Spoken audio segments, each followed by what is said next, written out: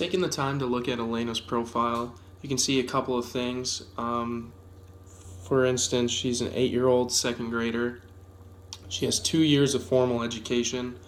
Her family speaks a little English, but they primarily use their native Lithuanian at home. So those are some pretty key things to note, because we know a lot of those factors are some indicators as to what kind of success she's going to have as a second language learner.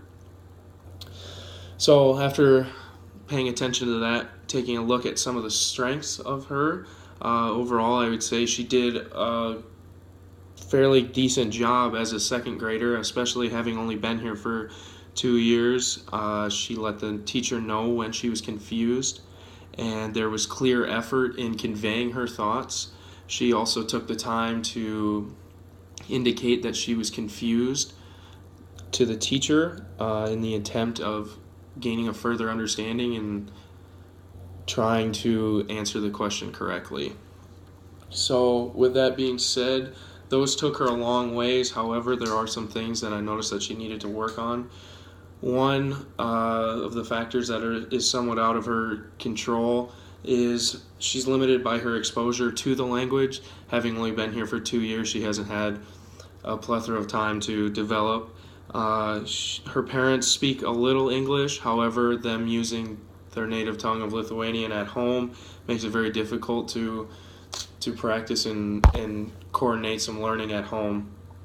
She also gets distracted by key words that she doesn't recognize, which indicates that she has a lack of vocabulary and understanding of it.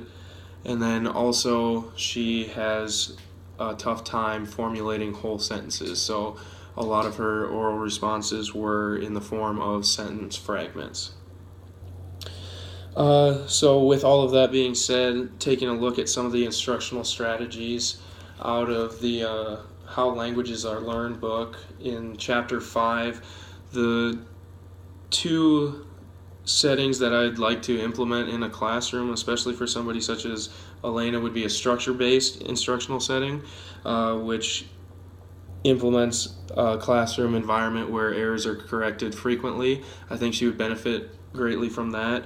It is a higher stress environment when it comes to writing and oral presentation, but I think students can be pushed in a manner that really helps them hit their stride, and I think that'd be complemented nicely with a communicative instructional strategy, which would provide more contextual clues for Elena to utilize within the classroom. So I'll transition to the activity in specific that I would like to use for Elena. It's one, I'll call it, for lack of a better term, the Mr. Potato Head activity. I would have a Mr. Potato Head doll in the classroom, so that way she has a reference for body parts and utilizing the senses, which could be applicable to a science lesson. So I'll transition to my audience of Elena. Good morning, Elena. I have a Mr. Potato Head doll here, and as you can see, he's not put together yet. There are some pieces to him over here.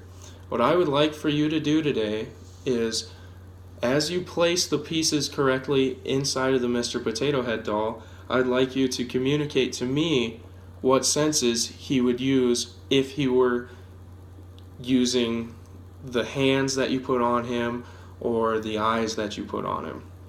So if you could just hold on to the doll for me and begin to place pieces in the potato head. Please tell me what the name of each body part you're putting in is, and then also tell me what sense you would put in. Okay, so I see that you've chosen the eyes. What sense would you use? Oh, you would use sense? Very good. Okay, so that was just a little basic intro. It'd be something that's contextual, and it gives the opportunity to teach vocabulary to somebody such as Elena, and it could be implemented in a number of different ways. It could be matching some of those vocabulary terms with pictures of a different lesson. Maybe it would be mountains, or maybe it would be numbers with the names of the numbers. So there's a number of ways that you could implement that.